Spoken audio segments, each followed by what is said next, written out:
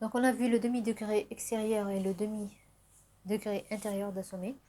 Maintenant le degré d'un sommet, c'est la somme du demi-degré intérieur et le demi-degré extérieur. Par exemple, on a ce graphe. On a le demi-degré extérieur de G. C'est le nombre d'arcs qui sortent de A. Donc j'ai deux arcs. J'ai l'arc 3 et l'arc 1. Et le nombre de degrés intérieurs, c'est le nombre d'arcs qui rentrent vers A. J'ai l'arc 4, donc le demi-degré intérieur est égal à 1. Donc pour calculer le degré de A, c'est tout simplement 2 plus 1, donc c'est 3. Donc le degré de A est égal à 3. Maintenant dans le deuxième cas, ici je vous demande de calculer le demi-degré extérieur de B et demi-degré intérieur de B. Ici, le demi-degré extérieur de B. Donc B, j'ai un arc sortant de B. Donc ça, c'est une boucle, mais c'est aussi un arc. Donc j'ai un arc sortant de B. Donc son demi-degré extérieur est égal à 1. Maintenant, si je veux calculer son demi-degré intérieur, donc ici, j'ai aussi un arc qui va vers B. Donc j'ai l'arc 2, il va vers B, il se termine par B. Donc il est comptabilisé, donc j'ai 1 et j'ai l'arc 1 aussi qui va vers B, donc j'ai 2. Donc demi-degré intérieur de B est égal à 2. Donc ici, si je comptabilise, si je fais la somme, le degré de B est égal à 1 plus 2, donc il est égal à 3. On voit ici que la boucle a été considérée comme un arc sortant et comme un arc entrant pour calculer les demi-degrés. C'est pour ça que pour le degré de G, on n'a pas dit il est égal à 2, mais on a dit il est égal à 3. Maintenant, donc on a terminé la notion de... Il y a d'autres notions liées au sommet, mais spécifiquement au sommet, à un sommet. Donc on les a terminées. Maintenant, on a les terminologies spécifiquement liées à un arc. Donc on a vu les sommets adjacents à un sommet. Maintenant, on va voir la notion de arc adjacent. Donc on dit que deux arcs sont adjacents si tout simplement ils ont une extrémité commune, c'est-à-dire ils ont des sommets en commun. Par exemple ici, j'ai l'arc 1, il est défini par le sommet A et le sommet C. Donc je vais voir les arcs qui ont ces mêmes sommets. Par exemple, j'ai l'arc 4, il a le sommet A. Et j'ai l'arc 2 qui a le sommet C. Donc l'arc 4 et l'arc 2, ce sont des sommets adjacents. Donc ils appartiennent à l'ensemble pas des sommets, ce sont des arcs adjacents. Donc l'arc 2 et l'arc 4. Ici, c'est l'arc 4 et ici, c'est l'arc 2. Donc j'ai l'arc 2 et l'arc 4, ce sont des arcs adjacents à l'arc 1. Là aussi, concernant l'arc 2, donc j'ai 2, il est composé de C, il est défini par les deux sommets C et D. Donc j'ai l'arc 1 a comme extrémité le sommet C et j'ai l'arc 3, il a comme extrémité le sommet D. Donc les arcs adjacents à l'arc 2, c'est l'arc 3 et l'arc 1. Donc c'est l'ensemble des arcs 1 et 3. Ici aussi, il y a la notion de multiplicité d'une paire. Donc je dis que M plus, je la note par le symbole M plus Y, c'est tout simplement l'ensemble des arcs qui commencent par X et se terminent par Y. C'est-à-dire l'ensemble, c'est le nombre d'arcs qui commencent par X et Y. Par exemple, lorsqu'on a parlé de deux graphes ou bien de P graphes, on avait calculé les arcs, le nombre d'arcs maximum qui avaient les mêmes extrémités initiales et finales. Par exemple, on avait l'arc AB on avait deux arcs qui avaient l'extrémité initiale A, l'extrémité finale B. Donc on aurait pu dire que la multiplicité plus 1 plus, c'est-à-dire la multiplicité de AB était égale à 2. Pourquoi? Parce que j'avais deux arcs A, AB, tout simplement. Donc on voit bien que ce sont les mêmes arcs. Donc symboliquement, on dit aussi que le nombre d'arcs AB, c'est-à-dire 1 plus AB, est égal à M moins BA.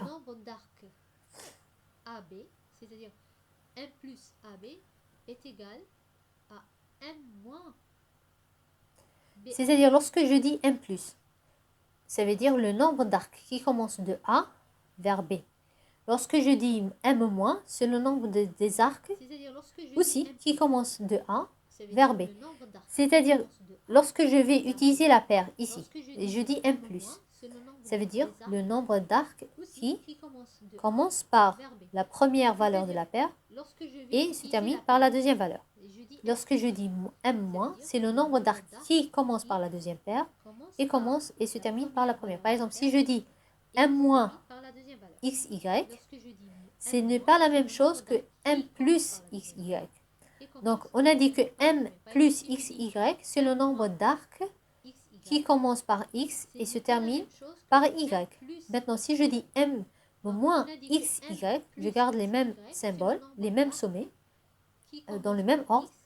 Elle est différente de M plus XY. Pourquoi? Parce que M moins XY, c'est le nombre d'arcs qui commence par Y et se termine par X. Et ça, c'est égal à quoi? C'est égal à M plus, tout simplement. M plus, c'est égal à l'ensemble des arcs qui commencent par Y et se terminent par X. M plus, c'est égal à l'ensemble des arcs qui commencent par... Donc, on inverse juste les... Si on inverse les... Tout simplement, si on va inverser les sommets, on va juste inverser le symbole. Donc là, comment je lis? Je le lis le nombre d'arcs qui commence par Y et se termine par X. C'est-à-dire, je lis de droite à gauche. Lorsque je vais utiliser le symbole plus, je vais lire de gauche à droite. Je vais dire le nombre d'arcs qui commence par Y et se termine par X. Maintenant, si je dis, je veux calculer M XY, c'est tout simplement est égal à M XY plus 1 moins XY. Ça veut dire quoi ici? Lorsque j'ai dit M plus XY, c'est le nombre d'arcs qui commence par X et se terminé par Y. Si je dis M moins XY, là j'ai gardé les mêmes symboles.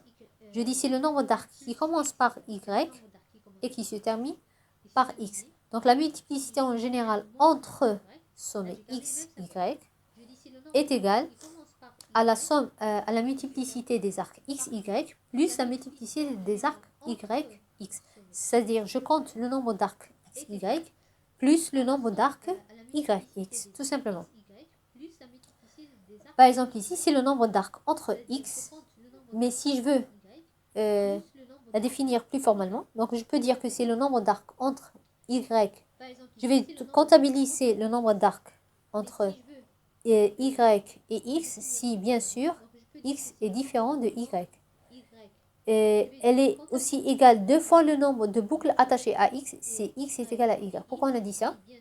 C'est-à-dire dans le cas particulier des boucles.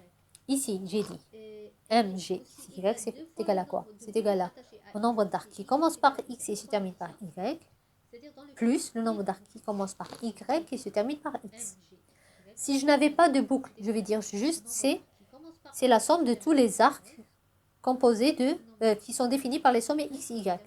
Mais dans le cas de boucle, par exemple, si j'ai une boucle entre x et lui-même, donc je peux la considérer comme une multiplication. Si je veux calculer m plus xx, ça va être égal. Si j'avais par exemple deux boucles de x, deux boucles qui ont comme sommet x, donc je vais comptabiliser m plus g xx sera égal à 2, parce que j'ai deux boucles qui partent de x.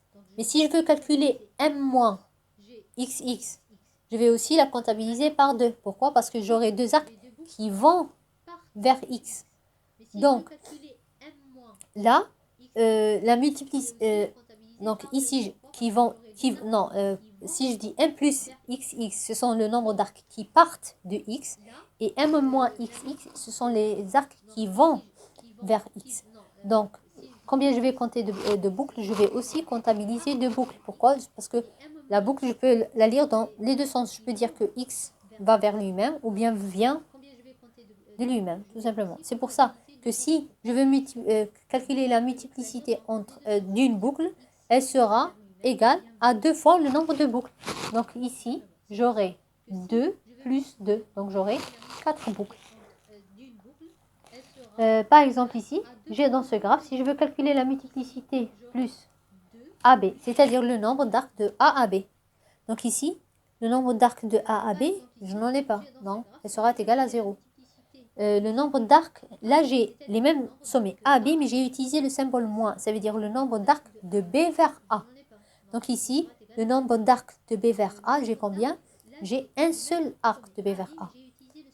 Maintenant, si je veux calculer MG, la multiplicité entre A et B en général, elle sera égale à quoi? Elle sera égale à M plus AB plus MG moins AB.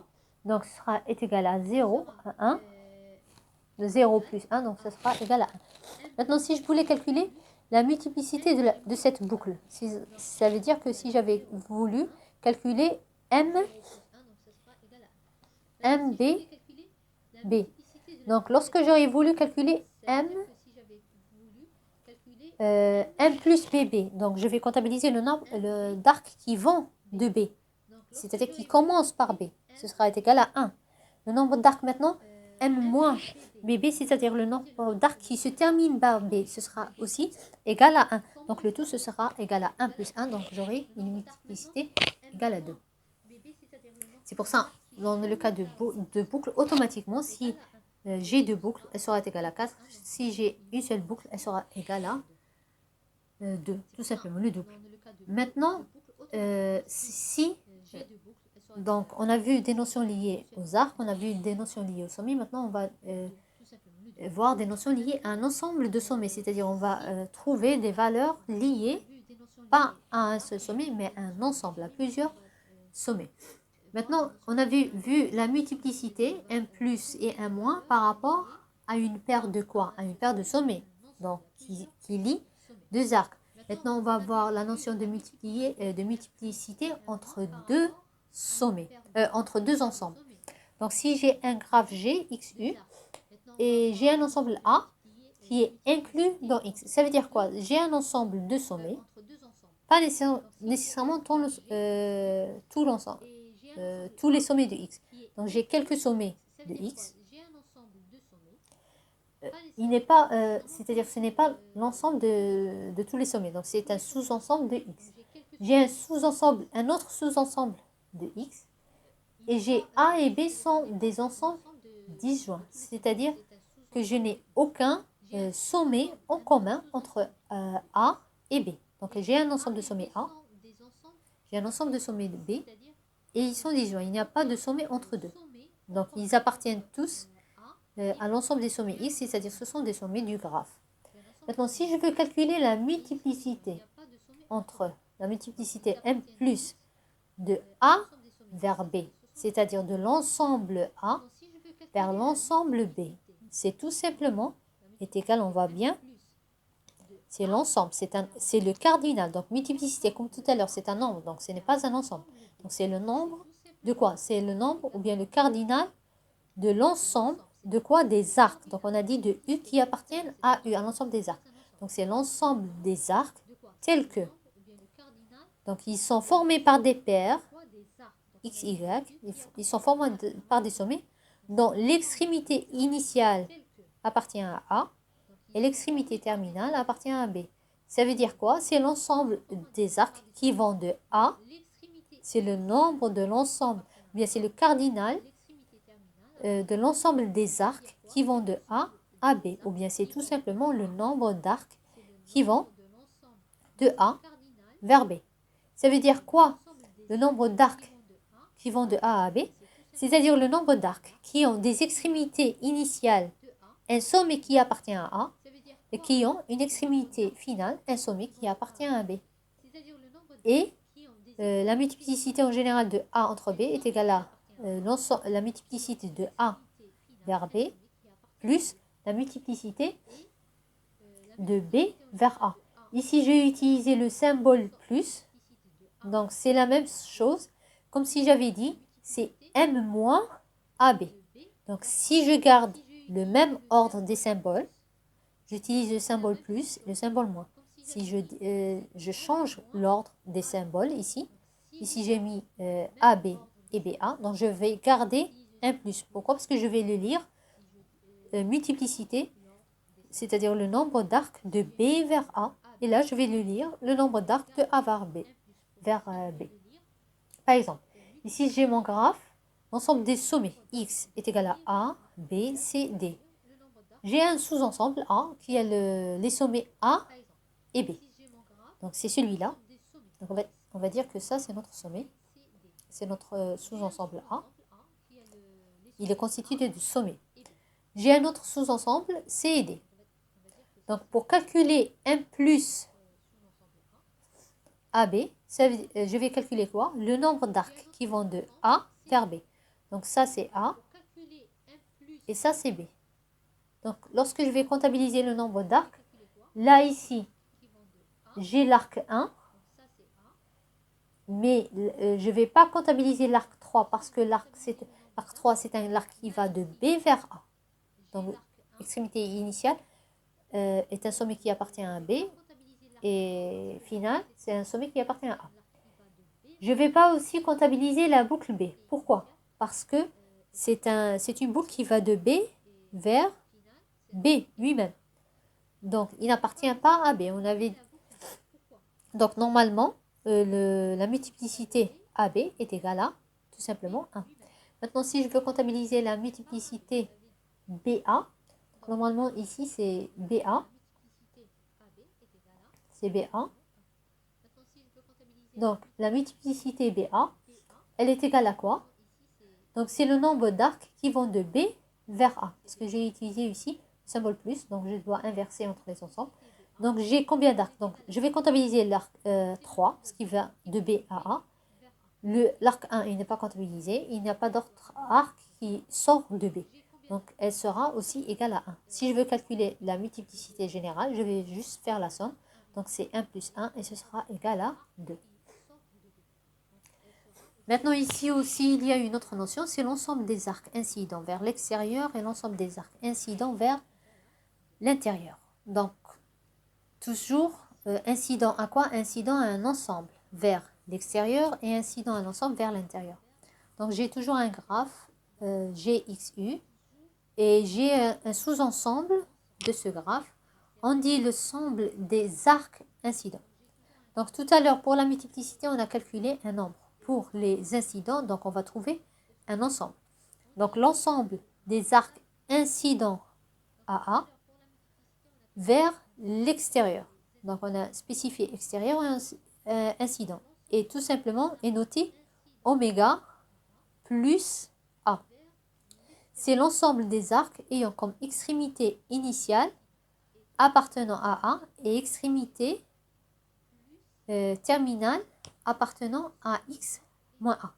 Ça veut dire quoi? C'est l'ensemble des arcs qui sortent de A. Donc, incident vers l'extérieur, ce sont des arcs qui vont sortir de A. Donc, c'est l'ensemble des arcs qui sortent de A, tout simplement. Donc, A, c'est l'ensemble des sommets. C'est un ensemble de sommets. Donc, je vais voir tous les sommets qui sortent de cet ensemble. Là, ce n'est pas un sommet, c'est un ensemble. Le contraire, l'ensemble des arcs incidents vers l'intérieur, c'est l'ensemble des arcs qui vont vers A. Là, j'ai utilisé un autre symbole, c'est le symbole oméga moins A. Donc, aussi, c'est l'ensemble des symboles qui ont une extrémité initiale appartenant à x moins A. Donc, ici, on a utilisé le terme x moins A. Ça veut dire quoi? Ça veut dire c'est l'ensemble des sommets qui n'appartiennent pas à A. Tout simplement. Pourquoi? X, c'est l'ensemble des sommets. Et moins 1, on enlève les sommets de A. Donc, c'est l'ensemble des sommets qui n'appartiennent pas à A. Lorsqu'on dit x moins A. Donc, ici aussi, on dit que c'est l'ensemble des arcs incidents vers l'intérieur. C'est l'ensemble des arcs qui ont une extrémité initiale qui n'appartient pas à A. Donc, mais finale appartient à A. Ça veut dire quoi? Ce sont tout simplement des arcs rentrant vers A. Donc, oméga moins rentrant vers A, donc vers l'intérieur. Toujours, il y a la symbolique de plus vers l'extérieur et le moins qui vont vers l'intérieur. L'ensemble des arcs incidents, en général, donc là, on enlève le symbole, donc ni intérieur ni extérieur, c'est tout simplement l'union entre les deux ensembles. Donc, on dit que l'ensemble des arcs incidents à A, Si on ne spécifie pas s'ils sont incidents vers l'intérieur ou l'extérieur, c'est tout simplement l'union des incidents vers l'intérieur avec les incidents vers l'extérieur. Par exemple, on a le graphe suivant, le graphe G. Il est composé de l'arc 1, 2, 3 et 4. On a A est égal à AB. Les ensembles oméga plus A. Donc, le A, il est composé de ces deux sommets, AB. Donc, je vais voir les sommets qui ont une extrémité initiale qui appartient à A, mais finale n'appartient pas à A. Par exemple, ici, on a l'arc 4. Il a l'extrémité initiale, c'est B. Il appartient à A. Mais final appartient aussi à A. Donc, on ne peut pas le comptabiliser. On comptabilise seulement les arcs sortants qui sortent vers des sommets qui n'appartiennent pas à A. Par exemple, là, ici, on a un arc sortant. C'est l'arc 1. Et incident vers l'intérieur, on va comptabiliser les arcs qui vont vers A. Par exemple, là aussi, on a 4, il va vers A. Mais son sommet initial, il appartient à A. On veut avoir des arcs qui ont des sommets qui viennent de l'extérieur. Mais ils viennent de l'intérieur, c'est-à-dire incident à l'intérieur vers A. Par exemple, on a l'arc 3. Donc, oméga, les arcs incidents en général à A, c'est-à-dire qui sont liés, c'est juste l'union entre les incidents vers l'extérieur avec les incidents vers l'intérieur. Donc, on a l'arc 1 et l'arc 3, tout simplement. Maintenant, l'ensemble des voisins. Donc, on a dit incident. Donc, si on dit incident à un ensemble de sommets, on a un ensemble d'arcs. Maintenant, on veut avoir l'ensemble des voisins de A. L'ensemble des voisins de A, c'est tout simplement un ensemble de sommets. Donc, soit X et A, c'est un sous-ensemble de sommets. L'ensemble des voisins de A est nommé gamma. Ah, tout à l'heure, on avait utilisé les voisins d'un sommet. Là, on va utiliser les voisins d'un ensemble de sommets. Donc, gamma A, c'est tout simplement l'union de gamma de tous les voisins de X. Avec quoi? Avec X appartenant à A. C'est-à-dire, si j'ai par exemple ici, A est composé des sommets A et B. Donc, les voisins de cet ensemble, c'est quoi? C'est l'union des voisins de ces sommets. Donc, ce sont les voisins de A avec les voisins de B. Quand est-ce qu'on dit ça? Si A n'est pas l'ensemble vide. Pourquoi? Parce que si A est l'ensemble vide, on va dire que l'ensemble de ses voisins, c'est-à-dire on spécifie que l'ensemble des voisins de l'ensemble vide est tout simplement l'ensemble vide. Mais si ce n'est pas l'ensemble vide, c'est juste l'union de ces sommets. Par exemple ici, j'ai le graphe suivant. GA est composé de A et B. L'ensemble des voisins de A, c'est tout simplement gamma des voisins de A, du sommet A, et les voisins de sommet B. Maintenant, les voisins de sommet A, on a dit tous les sommets qui sont liés à A vers des arcs. Si je vois A, donc j'aurai le sommet B et j'aurai le sommet C. Ils sont liés par A par des arcs. Maintenant, si je vais voir pour le sommet B, donc pour le sommet B, ce sont tous les sommets liés à B par des arcs. Donc, on a le sommet D. Quelle que soit leur direction, parce qu'on n'a pas dit plus ou moins. Ce sont les sommets D et les sommets A. Et enfin, oméga A, on va faire l'union. S'il y a une répétition, bien sûr, on va considérer qu'une seule valeur. Donc A, B, C, D. On aura l'ensemble des voisins de A est égal à A, B, C, D. Maintenant, si X appartient à est un voisin, appartient au voisin de A, et il n'appartient pas à A, donc là, on peut utiliser la notion d'adjacent à l'ensemble de A. Ça veut dire quoi? Ici, j'avais A, l'ensemble AB. Donc, AB, j'avais les sommets A et B. Donc, les sommets A et B, ce sont des sommets voisins. Mais on ne peut pas dire que ce sont des sommets adjacents à A. Pourquoi? Parce qu'ils appartiennent à A. Donc, un sommet, pour pouvoir être adjacent, il doit être voisin, mais il ne doit pas appartenir à A. Donc, ça c'était la première partie des notions de base. Donc, plus tard, vous aurez la deuxième partie. Toutes ces notions, vous pouvez les retrouver soit dans la théorie des graphes, soit dans les graphes et hypergraphes. Donc, ce sont des sources en français. Donc, vous allez les trouver avec des exemples. Donc, vous allez trouver différents exemples qui vont expliquer ces mêmes notions.